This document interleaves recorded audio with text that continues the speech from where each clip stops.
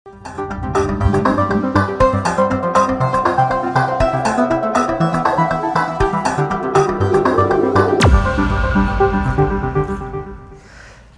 সঙ্গে অনুষ্ঠানে স্বাগত। আপনাদের সাথে আছি আমি মাহমুদ রাকিব। ঢাকা শহরের দীর্ঘ দিনের যানজটে নাকাল রাজধানীবাসী, সেই সাথে নাকাল যানজট নিরসনের দায়িত্বে থাকা ট্রাফিক পুলিশও। স্বাধীনতার পর বিশ্বের সবচেয়ে ঘনবসতির এই শহরের ট্রাফিক ব্যবস্থা পরিচালিত হয়ে আসছে হাতের ইশারায়, যা করতে গিয়ে প্রায় হতাহত হতে হচ্ছে ট্রাফিক পুলিশ সদস্যদের। যেখানে ডিজিটাল থেকে এখন স্মার্ট দেশের দিকে এগোচ্ছে বাংলাদেশ, সেখানে হাতের ইশারায় ট্রাফিক ব্যবস্থা পরিচালনা অনেকটাই বেমানান। তবে হাতের ইশারার বদলে স্বয়ংক্রিয় পদ্ধতির ট্রাফিক ব্যবস্থা চালু করার জন্য বারবার পদক্ষেপ নিলেও তা শেষ পর্যন্ত আলোর মুখ দেখেনি। যদিও এবার উন্নত বিশ্বের মতো ঢাকাতেও ট্রাফিক ব্যবস্থাপনার নিয়ন্ত্রণ করবে কৃত্রিম বুদ্ধিমত্তার এআই পদ্ধতি। তবে যে শহরে প্রতিনিয়ত অপরিকল্পিতভাবে বিভিন্ন সেবা সংস্থা মন চাইলেই রাস্তা খোঁড়াখুড়ি করতে পারে, সে শহরে এসব আধুনিক ব্যবস্থা কতটা কার্যকর হবে তা নিয়ে রয়েছে নানা প্রশ্ন। দর্শক, আপনার সঙ্গে আজকের আয়োজনে আমরা এসব নিয়ে কথা বলবো। আমরা আলোচনার নাম দিয়েছি খোঁড়াখুড়ি উৎসব। আর এ নিয়ে কথা বলতে আমাদের সাথে আছেন ঢাকা দক্ষিণ সিটি কর্পোরেশনের প্রধান নির্বাহী মোহাম্মদ মিজানুর রহমান, আছেন ঢাকা মেট্রোপলিটন পুলিশের ট্রাফিক ওয়ারি বিভাগের উপপুলিশ কমিশনার মোহাম্মদ আশরাফ ইমাম। আপনাদের স্বাগত। এছাড়া রাজধানীর খামারবাড়ি এলাকা থেকে আমাদের সাথে আছেন নগরবিদ স্থপতি ইকবাল হাবিব, তিনি আমাদের সঙ্গে যুক্ত আছেন। ইকবাল ভাই, আপনাকে স্বাগত। জি, আপনি নিশ্চয়ই শুনছেন, আমরা আপনার কাছে আসবো। আমরা একটু শুরুতে যেতে চাই মিজান ভাইয়ের কাছে, ঢাকা দক্ষিণ সিটি কর্পোরেশনের প্রধান নির্বাহী। একটু জানতে চাই, আমরা শুরুতে একটু এআই পদ্ধতি নিয়ে কথা বলতে চাই। আমরা জানি যে আপনারা প্রায় 1.5 বেশি জায়গায় এআই পদ্ধতি বসানোর পরিকল্পনা করছেন। ঢাকা উত্তর সিটিও প্রায় 7টি জায়গায় একটি পরিকল্পনা রয়েছে, আমরা জানতে পারছি। কি হতে যাচ্ছে আসলে একটু ছোট করে বলেন। জি, ধন্যবাদ। আপনি প্রারম্ভিক সূচনা বক্তব্যে বলেছেন। বিশেষভাবে উপস্থিত সম্মানিত দর্শক শ্রোতাবৃন্দ এবং আপনি উপস্থাপক এবং আমার অন্যান্য দুই সহকর্মী, আসসালামু আলাইকুম। আজকে সময়ের প্রয়োজনে কিংবা বাস্তবতার নিরিখে এটি অত্যন্ত গুরুত্ব বহন করে এবং এটি বিশ্ববাসী যেখানে এই পদ্ধতিতে বিশেষভাবে ট্রাফিক নিয়ন্ত্রণ করা হয়ে থাকে সেখানে আমরা পিছিয়ে আছি। সুতরাং সেই যুগের সাথে যেখানে আমরা 2041 সালে বুদ্ধিদীপ্ত বাংলাদেশ বা স্মার্ট বাংলাদেশের স্বপ্ন দেখছি, সুতরাং তার সাথে তাল মিলিয়ে আমাদেরকে এগিয়ে যেতে হবে আমাদের কর্মপরিকল্পনা, আমাদের কাজে এবং সকল ক্ষেত্রে কিন্তু এই বিষয়গুলো অত্যন্ত গুরুত্ব বহন করে। তার এই ধারাবাহিকতা ঢাকা দক্ষিণ সিটি কর্পোরেশনের উপরে আপনারা জানেন যে ঢাকা দক্ষিণ সিটি কর্পোরেশন আইন 2009 অনুযায়ী, বিশেষভাবে স্থানীয় সরকার সিটি কর্পোরেশন আইন 2009 অনুযায়ী সেখানে 41 ধারার 3য় তফসিলে কিন্তু 18 অনুচ্ছেদে কিন্তু এই রাস্তাঘাট নির্মাণ, সড়ক বাতি, যানবাহন ব্যবস্থাপনা সার্বিক দায়িত্ব কিন্তু সিটি কর্পোরেশনের উপর ন্যস্ত আছে। সেই হিসাবে রাস্তার উন্নয়নের পাশাপাশি এখানে আপনি প্রারম্ভিক বক্তব্যে বলেছেন বিশেষভাবে আমাদের দেশে ট্রাফিকরা যেভাবে কাজ করে রোদ্রে পুড়ে বৃষ্টিতে ভিজে কিংবা এই যে কয়েকদিন আগে হিট স্ট্রোকেও মারা গিয়েছে, সেটি অত্যন্ত দুঃখজনক যে এই অবস্থা দিয়ে সেটি আসলে আজকে সময়ের প্রেক্ষাপটে সেটি আসলে কোনোভাবেই সমীচীন নয়। কারণ আমাদেরকে আধুনিক এবং বর্তমান যে এআই বেসড আপনি যে বিষয়টি করেছেন সেটি বর্তমান কর্পোরেশন ঢাকা দক্ষিণ সিটি কর্পোরেশন মাননীয় মেয়র মহোদয় এই পরিকল্পনাটি নিয়েছেন এআই বেসড পদ্ধতি, যেই কারণে আমরা একটা কনসালটেন্ট ফার্ম নিয়োগ করেছি। তারা ইতিমধ্যেই বিশেষভাবে মাঠ পর্যায়ের কাজগুলো জরিপ করছেন, বিভিন্ন পদ্ধতি কোন রাস্তা কি অবস্থা আছে, কোন ধরনের যানবাহন চলাচল করতেছে। কারণ একটি রাস্তায় 5 কিলোমিটার গতিবেগের গাড়িও চলে, আবার যানবাহনও চলে, আবার 100 কিলোমিটার 150 কিলোমিটারও চলছে এবং রাস্তাটির অবস্থা এগুলাকে বিবেচনায় নিয়ে বিশেষভাবে পরিকল্পিত যানবাহন ব্যবস্থা সেটার জন্যই কিন্তু এই সার্বিক আমরা সেখানে 61টি আমরা সেগমেন্টকে এখানে আইডেন্টিফাই করা হয়েছে। এটি প্রাথমিক অবস্থায় আছে। তারা এখন এরপরে আমাদের কাছে ডিটেইল ডিজাইন প্রণয়ন করবে, তারপর বিভিন্ন স্টেক হোল্ডারের সাথে আমরা কথা বলব। দক্ষিণ এলাকায় 61টি করতে করেছেন। আশরাফ, একটু আপনার কাছে জানতে চাই, আপনারা যেহেতু এই মুহূর্তে ঢাকা শহরের পুরো ট্রাফিক ব্যবস্থা আপনাদের নেতৃত্বে ব্যবস্থাপনা হচ্ছে, আপনি যেই জোনের ডিসির দায়িত্ব পালন করছেন ট্রাফিকের, আপনি জানেন যে পুরো ঢাকা শহরে এই মুহূর্তে এই ওয়ারি জোনটা অনেকটা কলাপস করেছে। একদম অপরিকল্পিত যে খোঁড়াখুড়ি চলছে বিভিন্ন সেবা সংস্থার এর কারণে, তো এটা কিন্তু ঢাকা শহরে বিভিন্ন জায়গায় হয়ে থাকে, হয়তো এখন ওয়ার্ডে চলছে, এটা বিভিন্ন জোনেই হয়। তো এই রকম একটি শহরে এই কৃত্রিম বুদ্ধিমত্তার ট্রাফিক ব্যবস্থা কতটুকু কার্যকর করতে পারবেন আপনারা, সম্ভব কিনা? ধন্যবাদ আপনাকে। আসলে যে কোনো একটি ইনভেনশন বা ইনোভেশন বলেন, অথবা সেইটা চিকিৎসার ক্ষেত্রে ভ্যাকসিনের ক্ষেত্রে বলেন, সেটা ট্রায়াল অ্যান্ড এরর বেসিসে চলে। এটা সুফলতা আপনি একদিনে পাবেন না। এটা সুফলতা পেতে হলে আপনার 8 থেকে 10 বছর সময় লাগে কমপক্ষে। আস্তে আস্তে নগরবাসী এটাতে অভ্যস্ত হয়ে যাবে এবং একটা সময় দেখবেন এটা সুফল হবে।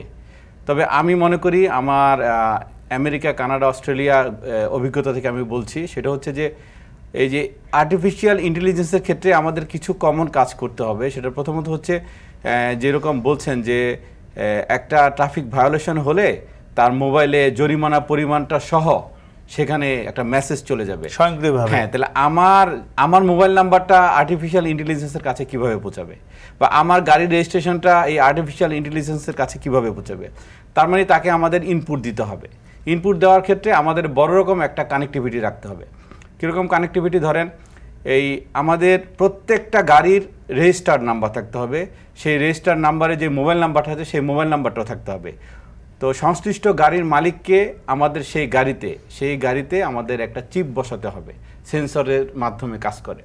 সেই চিপটা বসাবে, তাহলে গাড়ির যখন একটা ভায়োলেশন হবে, একটা ট্রাফিক ভায়োলেশন হলে আমাদের রাস্তায় যে সেন্সর বসানো থাকবে আর্টিফিশিয়াল ইন্টেলিজেন্স, সে তার বুদ্ধিমত্তা, কৃত্রিম বুদ্ধিমত্তা কাজে লাগিয়ে সে তখন কি করবে, ওই সংশ্লিষ্ট ট্রাফিক ভায়োলেশনের জন্য সংশ্লিষ্ট ধারায় জরিমানা করে ওই যে এই ড্রাইভারের যে গাড়িতে যে সিস্টেম বা চিপটা আছে, সেই চিপ থেকে সে তথ্য নিয়ে সংশ্লিষ্ট মালিকের কাছে মোবাইলে পৌঁছে দিবে অটোমেটিকভাবে। হ্যাঁ, অটোমেটিকভাবে পৌঁছে। সেই ক্ষেত্রে আমাদের এই আর্টিফিশিয়াল ইন্টেলিজেন্সের সাথে আমাদের বিআরটি এর কানেক্টিভিটি থাকতে হবে।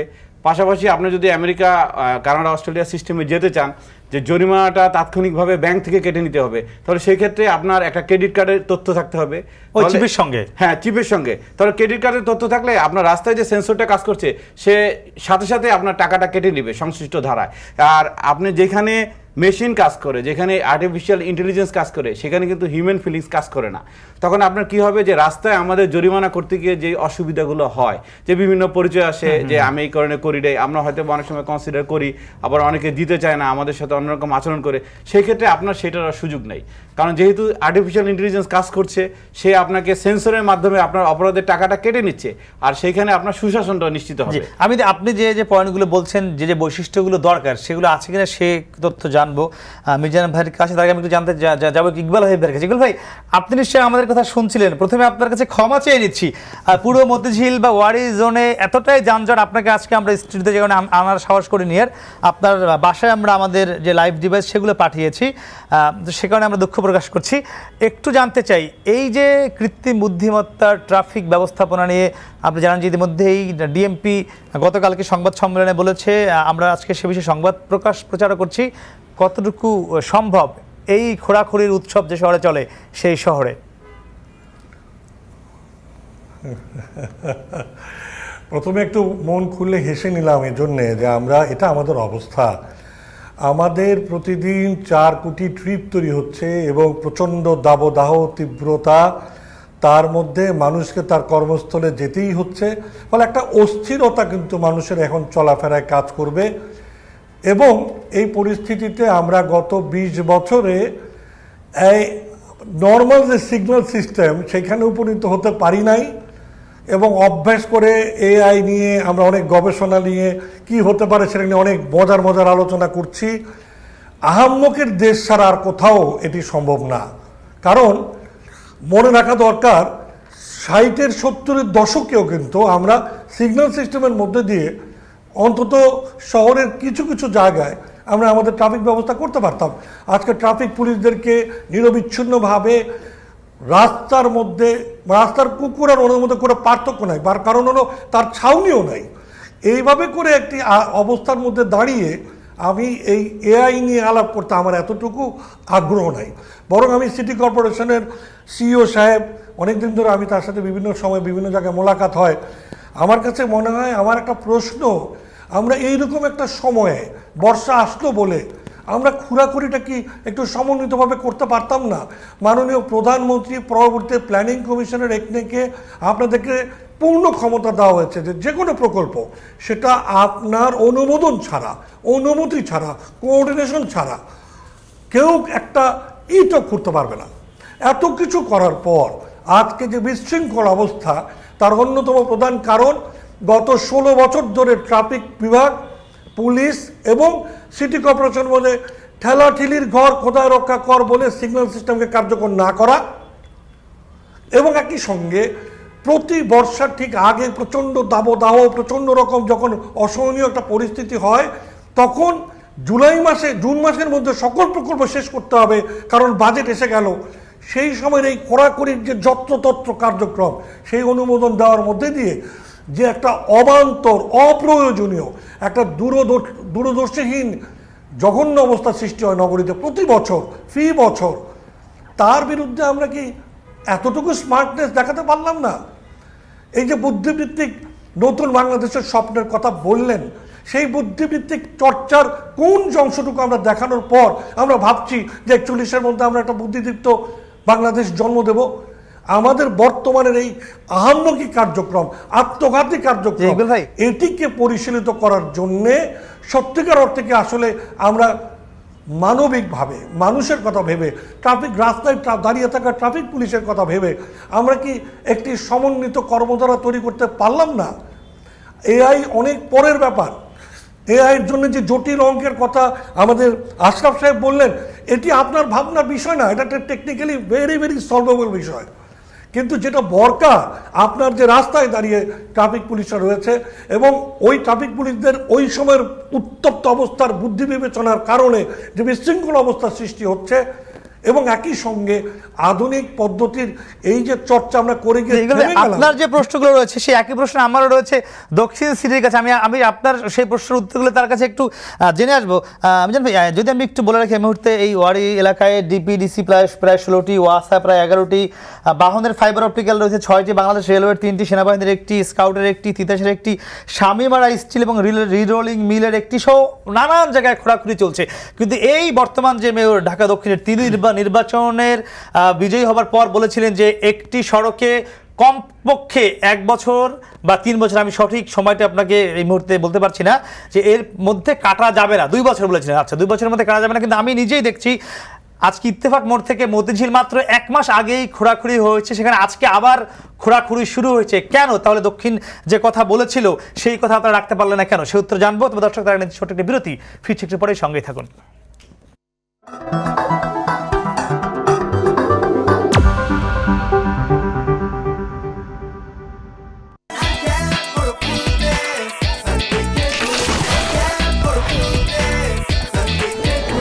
আনক্যাপ করো ফ্রুটনেস, সানকুইকের গুডনেস।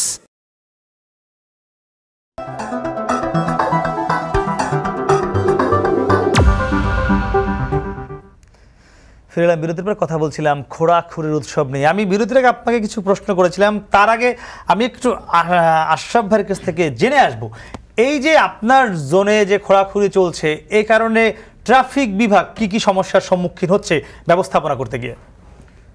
ধন্যবাদ। আসলে খোঁড়াখুঁড়ির বিষয়টি আমরা আগে থেকে জানি। আমি একটা জিনিস শেয়ার করি স্যারের সাথে অ্যাড করার জন্য, সেটা হচ্ছে যে এই আমাদের পোস্তগোলা সেতু রেট্রোফিটিংয়ের কাজ চলেছে, আপনার মনে আছে ঈদের আগে। তো এইটা আমরা পোস্তগোলা সেতুর রেট্রোফিটিংয়ের কাজটা আমরা ওইটার কারণে আমাদের অনেকটা সমস্যা হয়েছিল, আমরা রোড ডাইভারশন দিয়ে আমরা কাজ চালিয়েছি। তখন আমাদের সিটি কর্পোরেশনের যেসব ঠিকাদার এবং সরকারের ইউটিলিটি ডিপার্টমেন্টের বিভিন্ন বিভাগ, তারা আমাদের কাছে মতামত চেয়েছিল যে আপনারা কি রাস্তা খোঁড়াখুঁড়ি পারমিশন দিবেন কিনা। তখন বৃহৎ স্বার্থে এই যে ঈদে জনগণের ভোগান্তি, তারপরে ঈদে যে ইকোনমিক একটা ফ্লো, বিভিন্ন গাড়ির আসা যাওয়া, এইদিকে পোস্তগোলা সেতু রেট্রোফিটিংয়ের কাজ, সব মিলে কিন্তু আমরা বেশ কয়েকটা সংস্থাকে বলেছিলাম না ঈদের পরে শুরু হবে। এটা আসলে আমাদের কারণেই তারা এটা পিছিয়ে ছিল। তো আমাদের বর্তমানে আমরা যেই সমস্যাগুলো ফেস করছি, এটা সমস্যা না, এটা আমাদের উন্নয়নের সাথে আমাদের একাত্মতা ঘোষণা। সেটা হচ্ছে যে আমাদের রোডগুলা আমাদের সংকীর্ণ হয়ে গিয়েছে। একটা বিষয় কি যে দুই পাশে খোঁড়াখুঁড়ির জন্য একটা প্রবলেম হয়ে গিয়েছে, আর মানুষ সাধারণত বিকল্প পথে যেতে চায় না। আমরা রোড ডাইভারশন বলি যেটা, বিকল্প পথে মানুষ যেতে চায় না। তো মানুষ এক জায়গায় থেমে থাকতে চায়, প্রয়োজনে অনেকক্ষণ থাকতে চায়, তাও তাদেরকে বিকল্প পথে নেওয়া যায় না। আর বিশেষ করে রাস্তাঘাট মেরামতের পরে ওই রাস্তাটা তো পূর্বের অবস্থায় ফিরে আসে না, একটু উঁচু নিচু থাকে, অমসৃণ থাকে, সেই ক্ষেত্রে গাড়ির গতিটা কমে যায়, গাড়ি সামগ্রিক ব্যবস্থাপনায় প্রভাব পড়ে। আর বর্ষার কারণে যে একটু একটু করে বৃষ্টি জমলে খানা খন্দকের বৃষ্টি জমলে ওই দিক দিয়ে চাইলে একটা দুইটা গাড়ি যেতে পারে, কিন্তু গাড়িগুলো বা যাত্রীরা রিস্ক নিতে চায় না। ওই কিছু অংশটা পানি জমে আর বাকি চিপা অংশটা যে সবাই একটা একটা লাইন ধরে যেতে। সমস্যা তৈরি হয়েছে মিজান ভাই। এই আপনি ইকবাল ভাই কিছু প্রশ্ন করলো, আমি বললাম যে 2 বছরের মধ্যে খোঁড়াখুঁড়ির কথা না, সেখানে 1 মাসের মাথায় খোঁড়াখুঁড়ি চলছে, আরো নানান সংকট তৈরি হয়েছে। পুরো এই ওয়ারি, মতিঝিল, সায়দাবাদ সব এলাকা মিলে সমাধান কি, কেন এমনটি হলো? জি, সবচেয়ে বড় কথা যে আমার মনে হয় সমস্যা সৃষ্টি করতে কেউ চায় না, সবকিছুই স্বাভাবিকভাবে চলে, নাগরিক ভোগান্তি কেউ চায় না। একটি কথাই আমি বলতে চাই দ্ব্যর্থহীন ভাষায়, উন্নয়নের স্বার্থে প্রতিটি আপনি এখানে 40টা রাস্তা কাটিং এর এখানে উদ্ধৃতি আপনি দিয়েছেন। উইথ ডিউ রেসপেক্ট আমার শ্রদ্ধেয় ইকবাল হাবিব সাহেব এবং আমার উপসম্মানিত উপস্থাপক রাকিব ভাই, আপনাদের প্রতি সম্মান রেখে 40টার প্রতিটি বিচার বিশ্লেষণ করে 12/3/2024 সালে তাদেরকে এই অনুমোদনটা দেয়া হয়েছিল। এর কিছু বিলম্বের কারণ আমার সহকর্মী জনাব আশরাফ ইতিমধ্যে উল্লেখ করেছেন, তারা পরামর্শ দিয়েছিল। পোস্তগোলা ডাইভারশনের কারণে কিছুদিন, সেখানে প্রায় 10 দিন, মেবি আমার যতটুকু মনে 10 থেকে 8 তারিখ স্যার, এটা হলো 26 দিন, প্রায় 26 দিন।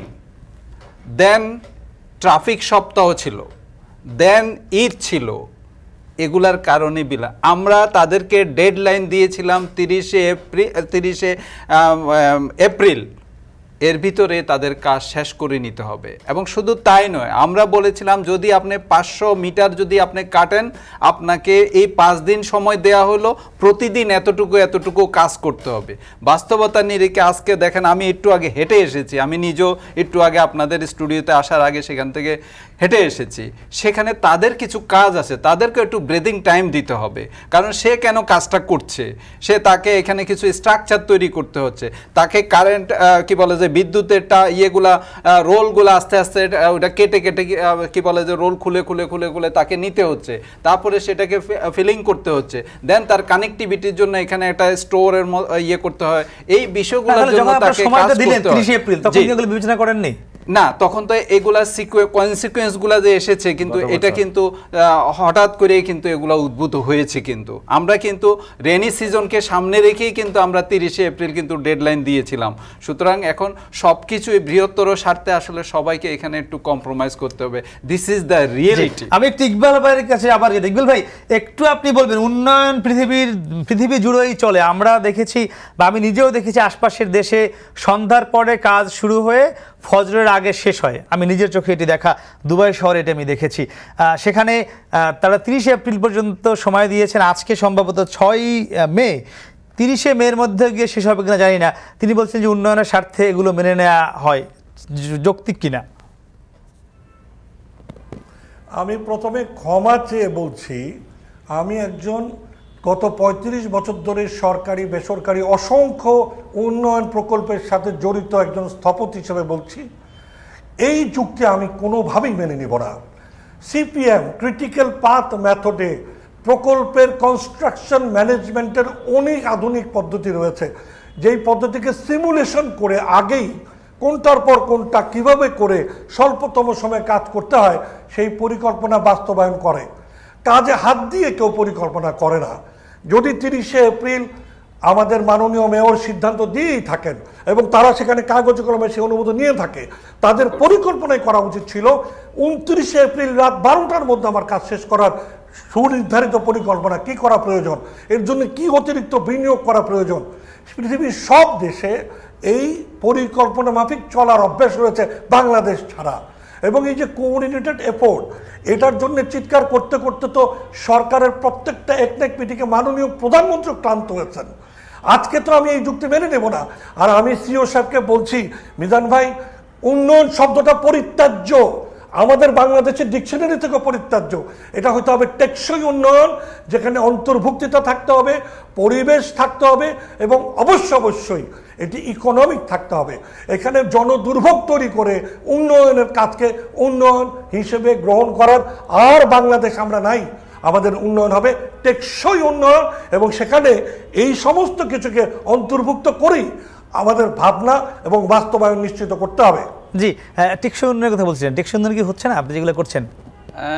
উনি বিজ্ঞ মানুষ, আমি ওনার ওই বাহাসে আমি যেতে চাই না, বাট আমি বলতে চাই যে সেটি হচ্ছে যে স্ব প্রতিষ্ঠান তারা তাদের বিষয়গুলো উপস্থাপন করে, সেগুলা পর্যালোচনা করে মাননীয় মেয়র সেখানে সিদ্ধান্ত দিয়ে থাকেন। এখন সেখানে আজকের বাস্তবতার নিরিখে কি বলে যে যেখানে আগে কারেন্টের লাইন উপর দিয়ে যেত সেটা এখন আন্ডারগ্রাউন্ড দিয়ে যাচ্ছে। তো সেটা যদি আপনি টেকসই উন্নয়ন কিংবা ইয়েকে যদি অপোজ করেন, সেখানে আমার বলার কিছু নেই। সেটি রিয়েলিটি সিদ্ধান্ত দিবে যে অ্যাকচুয়ালি কোনটা সাস্টেইন করবে। তা আমার দ্ব্যর্থহীনভাবে আমি বলতে চাই যে আমি গত 24 তারিখেও তাদেরকে রিমাইন্ডার দেওয়া হয়েছে যে 30 তারিখ কিন্তু লাস্ট ডে। এখন তারা এখন আপনি হয়তো আমার প্রশ্ন করবেন তারপরে কি করবেন, তার জন্য জরিমানা তাকে ভোগ করতে হবে, তার জন্য খেসারত দিতে হবে স্ব সংস্থাকে ফর ডিলে।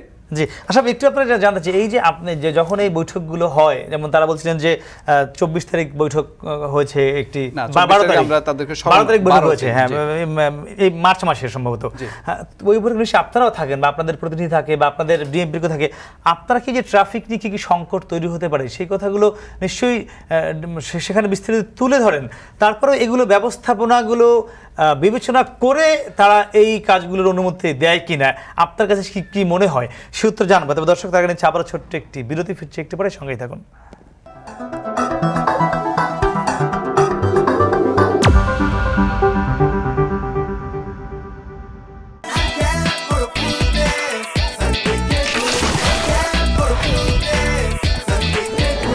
আনক্যাপ করো ফ্রুটনেস, সানকুইকের গুডনেস।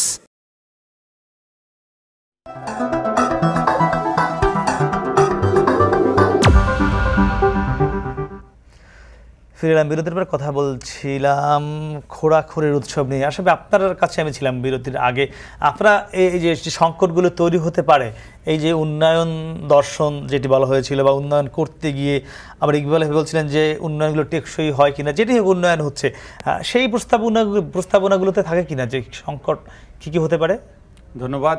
সিটি কর্পোরেশন যে কোনো উদ্যোগ নিলে সেটা আমাদেরকে জানায়, আমাদের প্রতিনিধি সেখানে থাকে এবং সেখানে আমাদের কি সমস্যা হতে পারে সেটারও ইনপুট আমরা দিই। পাশাপাশি সিটি কর্পোরেশনে আমাদের বাংলাদেশ পুলিশের পক্ষ থেকে একটি পোস্ট আছে, ট্রাফিক অ্যাসাইনমেন্ট অফিসার, একজন পুলিশ সুপার র্যাঙ্কের আছে, উনি সর্বদা আমাদের সাথে যোগাযোগ করে থাকে। তো আমাদের সাথে তাদের কোঅর্ডিনেশন বা কোরিলেশন এটার কোনো ঘাটতি নেই, ওনারা সবসময় আমরা জানি। তবে ঈদের আগে আমি ঢাকা দক্ষিণ সিটি কর্পোরেশনের আমাদের সিইও স্যারকে অনেকবার, যেমন আমাদের গোলাপবাগের ইনকামিং রাস্তা, আমাদের আমাদের যাত্রাবাড়ি রেল ক্রসিংয়ের রাস্তা, তারপরে টার্মিনাল আউটগেটের রাস্তা বলেছি, স্যার ঈদের 5-7 দিন আগে আমাদেরকে ঠিক করে দিয়েছে, স্যার নিজের উদ্যোগে ঠিক করে দিয়েছে। এবং আমি স্যারকে দেখেছি যে কতটা বার ফোনে কথা বলতে কন্ট্রাক্টরকে, যে আপনারা নির্দিষ্ট সময়ের মধ্যে কাজ করেন। আসলে আমার যেটা অ্যাজ এ পুলিশ অফিসার, আমার যেটা সেন্স, একটা কন্ট্রাক্টর যদি কাজ না করে তাকে তো মানে আপনার ফাইন্যান্সিয়ালি পানিশমেন্ট দেওয়া ছাড়া ফিজিক্যালি পানিশমেন্ট দেওয়া তো সুযোগ নেই, এটা তো ক্রিমিনাল অফেন্স না।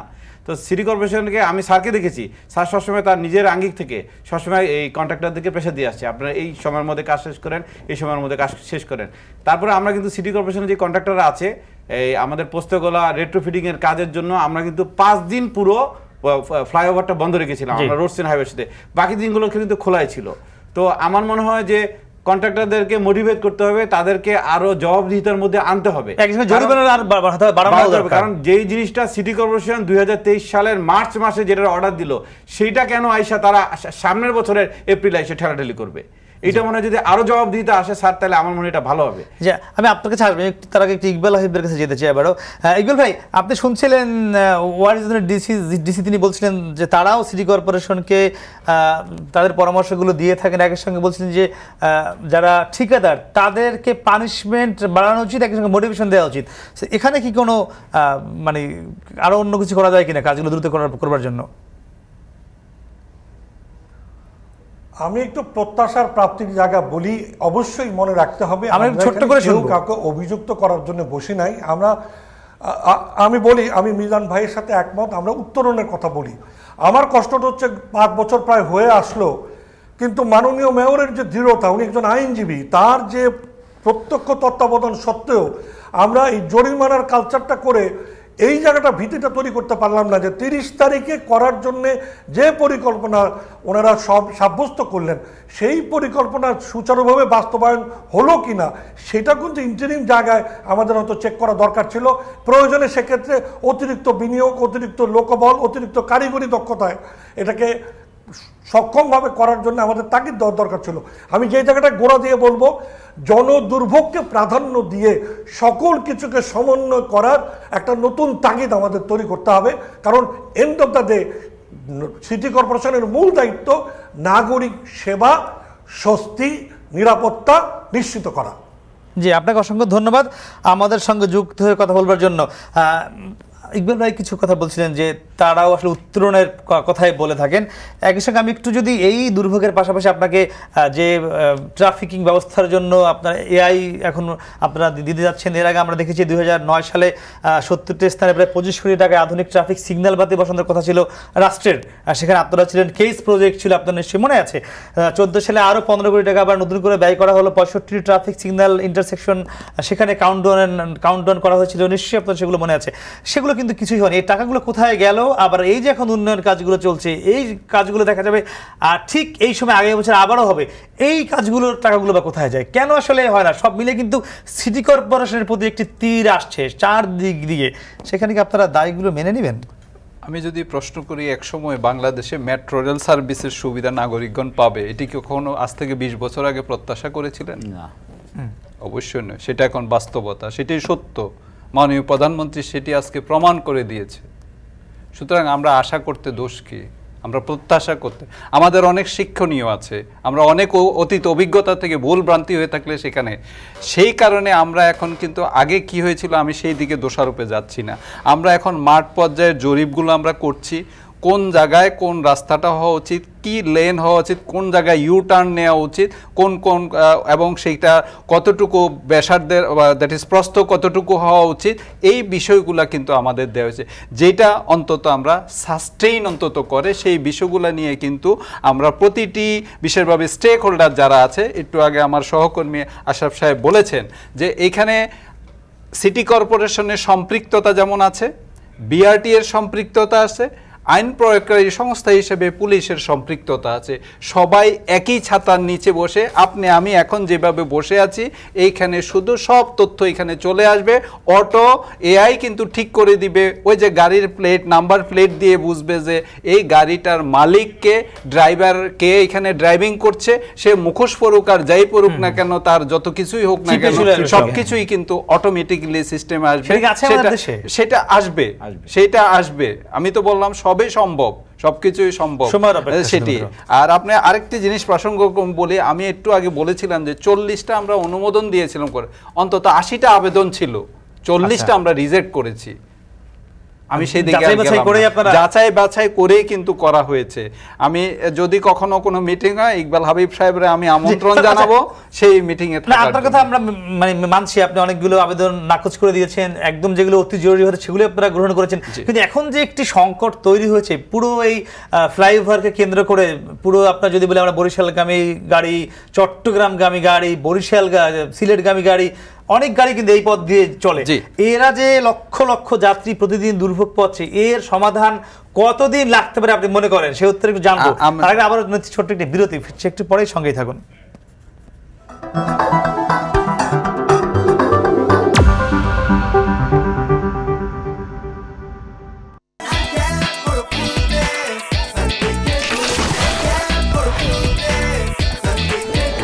আনক্যাপ করো ফ্রুটনেস, সানকুইকের গুডনেস।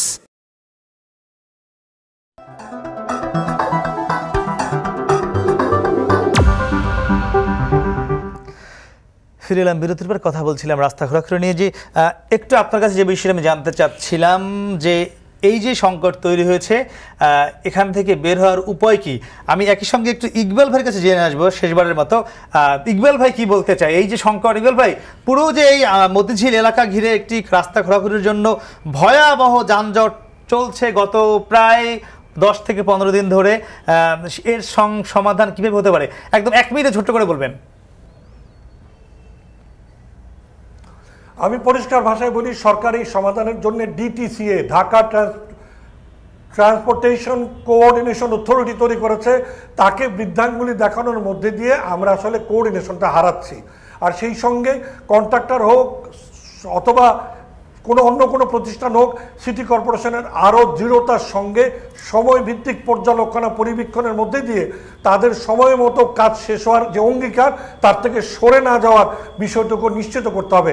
আর ট্রাফিক পুলিশদেরকে অবশ্যই আধুনিকায়নের জন্য সব বিষয়ে নিজেরাই সবকিছু জানা বোঝার কথা না ভেবে, কারণ এটা একটা ইঞ্জিনিয়ারিং সলিউশন, ডিটিসিএ কে কাজে লাগিয়ে সমাধান যা পাওয়া যাবে সেটাকেই যেন বাস্তবায়ন করা হয় নিশ্চিত করতে হবে। জি, আপনাকে অসংখ্য ধন্যবাদ ইকবাল ভাই। একটু আপনার কাছে আসবো, তার আগে আমি একটু যাবো আশরাফ ভাইয়ের কাছে। আশরাফ, আপনার কাছে জানতে চাই এই যে সংকট রয়েছে, এর সমাধান কি হতে পারবে? আপনার কোনো পরামর্শ রয়েছে কিনা, যেহেতু সিটি কর্পোরেশন পুরো বিষয়ে সমন্বয় করছে? আমি সংকটের ক্ষেত্রে কিছু বিষয় আমরা দেখতে পারি। সেটা হচ্ছে, উন্নত দেশে দেখেছি যে ইমার্জেন্সি লেন থাকে রাস্তাঘাটে, যত কিছু হোক, যারা ফায়ার সার্ভিস, পুলিশ, এদের জন্য ইমার্জেন্সি লেন থাকে। আমাদের তো সেই পরিমাণে রাস্তা নাই। আর আমি যতদূর মনে করি, আমাদের শহরের যে রাস্তাঘাটের পরিমাণ বা আয়তন আর আমাদের শহরের লোক সংখ্যা ধারণ ক্ষমতার বাইরে। আসলে এই সব ক্ষেত্রে আমাদের ম্যানুয়ালি আমরা এটা করতে পারবো না, আমাদের ডিজিটালি এটা যেতে হবে। আর পাশাপাশি আরেকটা জিনিস যে আমার পরামর্শ, সেটা আমি মনে করি ব্যক্তিগত অপিনিয়ন, আমার অফিসিয়াল অপিনিয়ন না, যে বিদেশে উন্নত দেশে দেখেছি তারা রাস্তাঘাট 50 থেকে 100 বছরের জন্য তৈরি করে। তাহলে সেই রকম আমরা যদি, যারা আমাদের আরবান প্ল্যানার, ডিজাইনার আছে, তাদের সহ আমরা 50 বছরের একটা পরিকল্পনা করি। সেই পরিকল্পনা আগানোর আগে আমাদের ইউটিলিটি বা ভূগর্ভস্থ যে কাজগুলো আছে, কাজগুলো সেরে নেই, আমরা দেখবেন আমরা নির্দিষ্ট সময়ের মধ্যে আমরা সফল হয়ে যাব। পাশাপাশি আমাদের সব নাগরিক সুবিধার জন্য, চিকিৎসা সুবিধা, শিক্ষা সুবিধার জন্য সবাই নগর কেন্দ্রিক। আমাদের এই নগরের উন্নয়নের থেকে আমাদের জেলা পর্যায়ে উন্নয়নটা আরো বাড়াতে হবে। বিকেন্দ্রীকরণ করলে তাহলে আমাদের নগরমুখী মানুষ হবে না। সেক্ষেত্রে আপনার পিপলটা ম্যানেজেবল থাকবে, জনসংখ্যা ম্যানেজেবল থাকবে। ধন্যবাদ। মানে সব দিক মিলে আপনার দিকে আসলো কথাগুলো, সমাধান আসলে কি হতে পারে বলে মনে করছেন? আর এই যে আমরা শুরুতে যে কথাটাই বলেছিলাম যে আপনিও বলছিলেন 2 বছরের মধ্যে একটি রাস্তা খোঁড়বার কথা নয়, 2 বছর পর, সেটি কেন 1 মাস বা 2 মাস পরে করা হচ্ছে? জি, ধন্যবাদ। আপনি শেষ করবো আপনাকে। অনেক সময় 2 বছর নয়, 1 দিন পরেও আমাকে প্রয়োজন হয়। সেটিও কিন্তু বাস্তবতার নিরিখে। কোথাও একটা ইনসিডেন্ট ঘটলো, কোনো জায়গায় গ্যাস বিস্ফোরণ ঘটলো, সেই ক্ষেত্রে কিন্তু আমি এই ক্ষেত্রে কিন্তু বিশেষ বিবেচনায় কিন্তু জীবন বলেন, পরিস্থিতি বলেন, সেগুলো করতে হয়। এটা হলো ব্যতিক্রম, ইমার্জেন্সি ক্রাইসিস। স্বাভাবিকভাবে আমরা এটি কোনোভাবে ছাড় দেইনি। বৃহত্তর স্বার্থে আমি আবারও বলেছি, উন্নয়নের স্বার্থেই কিন্তু আমরা এগুলা কাজ করছি। আর আজকের যে খোরাখুরিগুলো হয়েছে, আমি বলেছি বাস্তবতার নিরিখে কেন বিলম্বিত হয়েছে। আপনি হয়তো ওই সমস্ত সংস্থার সাথে কথা বললে তারা হয়তো তাদের আরো দিতে পারবে। আপনাদের এখানে 2 দিন আসার আগেও, কয়েকদিন আগে, আমি 1 সপ্তাহ আগে এসেছিলাম, তখনও আমি সাথে গিয়ে কিন্তু সেই ওয়াসা এবং ইয়ের সাথে কথা বলেছি। তার প্রেক্ষিতে আপনারা দেখেছেন অন্তত তারা জায়গাগুলোর সাথেই কিন্তু ভরাটের ব্যবস্থাগুলো করে দিয়েছে এবং তারা প্রতিশ্রুতি দিয়েছে যে যত দ্রুত সম্ভব তারা এই ক্যাবেলগুলো বসিয়ে দিয়ে এই আপনাদের যে ভোগান্তিটা, তারা সাধারণ মানুষের যে ভোগান্তি, সেটি করবে। দ্বিতীয় যে বিষয়টি হচ্ছে, এখানে হাবিব ভাই বলেছেন যে ডিটিসি এর কথা। হ্যাঁ, আমরা তাদের পরামর্শ মতেই কিন্তু অনেকগুলো কাজ করছি। আপনারা জানেন যে ইতিমধ্যেই বিশেষভাবে আমরা আগামী কয়েক মাসের মধ্যে আমরা আশা করছি যে দ্যাট ইজ চট্টগ্রাম বিভাগ এবং সিলেট বিভাগের গাড়িগুলো কাশপুরে চলে যাবে এবং দক্ষিণবঙ্গের গাড়িগুলোর জন্য বিশেষভাবে আমরা কেরানীগঞ্জে আমরা জায়গার জন্য সরকারের কাছে লিখেছি, সেই জায়গা পেলে দক্ষিণবঙ্গের। এবং আগামী 22 তারিখে ইনশাল্লাহ আমরা বিশেষভাবে সিটির ভিতরে যাতে কোনো গাড়ি না থাকে সেজন্য সায়েদাবাদকে একটা হাব হিসাবে বিবেচনা করে সিটির জন্য আলাদা এবং আপাতত আন্তজেলা বাসের জন্য আলাদা কিন্তু একদম সুনির্দিষ্ট করে দেয়া হয়েছে। এতেও আমি মনে করি যে যানজটের ক্ষেত্রে অনেকটা লাঘব হবে। আর যেটি বলছিলাম, আপনারা এই খোরাখুরি বিষয়গুলা আমাদের আজকেও আমি মাননীয় মেয়রের সাথে কথা বলেছি, ওনার 30 এপ্রিল মানে আজকে বিমান ছেড়ে চলে গিয়েছে 30 এপ্রিল, এখন এটি আর ল্যান্ডিং এর কোনো সুযোগ। জি, আপনাকে অসংখ্য ধন্যবাদ এবং আশরাফ, আপনাকে অসংখ্য ধন্যবাদ। দর্শক, আমরাও প্রত্যাশা করছি ঢাকা দক্ষিণ সিটি কর্পোরেশনের প্রধান নির্বাহী যে কথাগুলো বলেছেন, যে তারা চেষ্টা করছেন এই যে সংকট তৈরি হয়েছে খোরাখুরি নিয়ে, এটি অতি শীঘ্রই তারা তাদের সব যতগুলো উইং রয়েছে সবাই মিলে চেষ্টা করছেন কাজ শেষ করবার জন্য। আমরা প্রত্যাশা করব খুব দ্রুত এই খোঁড়াখুড়ি শেষ হবে এবং ঢাকার যে সংকট তৈরি হয়েছে ট্রাফিক ব্যবস্থায় এটি সমাধান হবে। একই সঙ্গে যে কৃত্রিম বুদ্ধিমত্তা ট্রাফিক নিয়েও 2 সিটি কর্পোরেশন কাজ করছে সেটিও নিশ্চয়ই আলোর মুখ দেখবে শীঘ্রই, সে প্রত্যাশা আজকের মতো শেষ করছে আপনার সঙ্গে। এতক্ষণ এখন টেলিভিশন থাকবার জন্য ধন্যবাদ। শুভরাত্রি।